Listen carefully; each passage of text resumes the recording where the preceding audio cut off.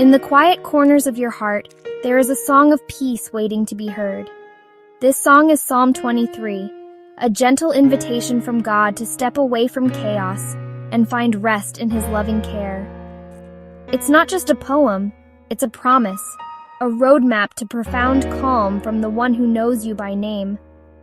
Imagine holding a personal letter from the Creator, written just for you, inviting you into a relationship built on trust. God doesn't shout from afar. He walks beside you, offering peace that doesn't depend on your circumstances. This psalm is a journey, an invitation to let its truth soak into your spirit, no matter the season.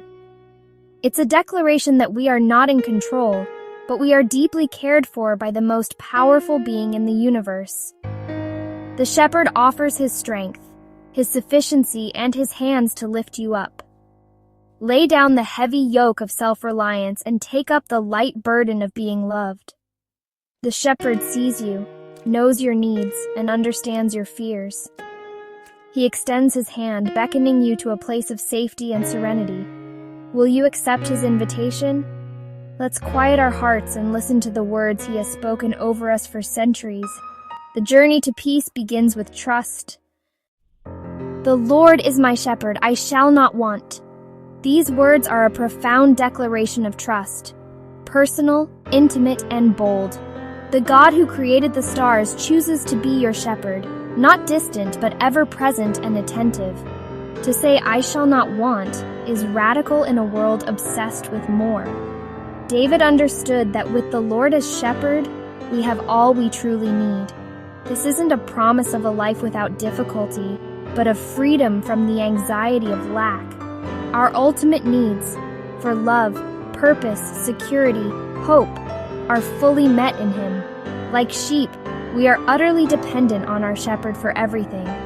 We can release the pressure to control every outcome and trust that He knows the way. This verse shifts us from scarcity to abundance, from striving to resting. When you believe the Lord is your shepherd, the frantic search for fulfillment ceases. You can breathe deeper, walk lighter, and replace worry with confidence in Him. The Lord is my shepherd. I have a personal guide and provider. Because of Him, I shall not be in want. What are you still trying to manage on your own? Trust your shepherd. He makes me lie down in green pastures. He leads me beside still waters.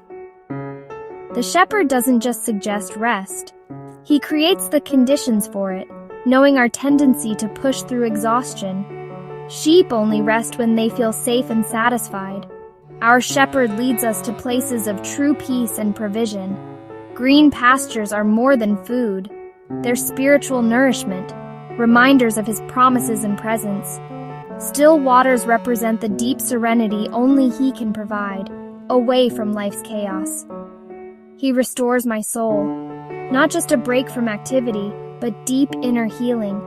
Our souls, bruised by life, are gently mended by the shepherd's love. Restoration is a process. As we rest in Him, He breathes new life into us. This is divine permission to stop, to be cherished for our being, not our doing. In stillness, we hear His voice and feel His love most deeply. Let Him guide you to that quiet place today. Allow Him to restore your soul. What's keeping you from accepting His invitation to rest? Imagine lying down in His green pastures. What would that look like for you? Rest is a gift. Receive it. He leads me in paths of righteousness for His name's sake. After rest and restoration, the shepherd calls us to move, but not aimlessly. He leads us on good and right paths, not by our own effort, but by following Him. The path is righteous because He walks it with us, guiding us away from danger and compromise. He leads us for His name's sake. His reputation is tied to our well-being. When we follow, our lives reflect His goodness and faithfulness. We don't have to see the whole path. Our job is to keep our eyes on the shepherd. He knows the map, the destination, and every hazard along the way. Trust His direction even when it's unclear. Following requires daily choice. Listening, obeying, and trusting His way is best. The journey shapes our character and brings glory to Him. Are you looking for a map or a guide? In what decision do you need to trust the shepherd's leading today? Let Him lead. Even though I walk through the valley of the shadow of death, I will fear no evil, for you are with me. Your rod and your staff, they comfort me. Life isn't always green pastures. There are valleys, shadows, and fear. The psalmist acknowledges the valley but declares, "We walk through it, not stay in it." The shepherd who leads us to pastures also leads us through valleys. Courage comes not from ourselves, but from the truth. You are with me. The shepherd's presence changes everything. Darkness remains, but we are not alone. His rod protects, His staff guides and rescues. In the valley, we find both His power and His gentleness. Our darkest moments are opportunities to experience His presence more deeply. Fear is natural, but faith focuses on the shepherd, not the shadows. He walks beside us, always. His presence is the antidote to fear. What valley are you walking through? Focus on the shepherd. You prepare a table before me in the presence of my enemies. After the valley, the shepherd spreads a feast, not in hiding, but in full view of our enemies. This is God's bold declaration of honor and provision, even amid opposition. He anoints my head with oil, my cup overflows. The shepherd host doesn't just meet needs, He lavishes us with abundance and joy. His blessings are not meager, but overflowing. Our security and blessing don't depend on the absence of trouble. Even surrounded by difficulty, we can experience God's peace and provision. The presence of enemies can't cancel the feast God prepares. At His table, we find communion, honor, and overflowing joy. He looks at you and says, "You are mine. You are honored. You are safe." Let this image fill you with confidence.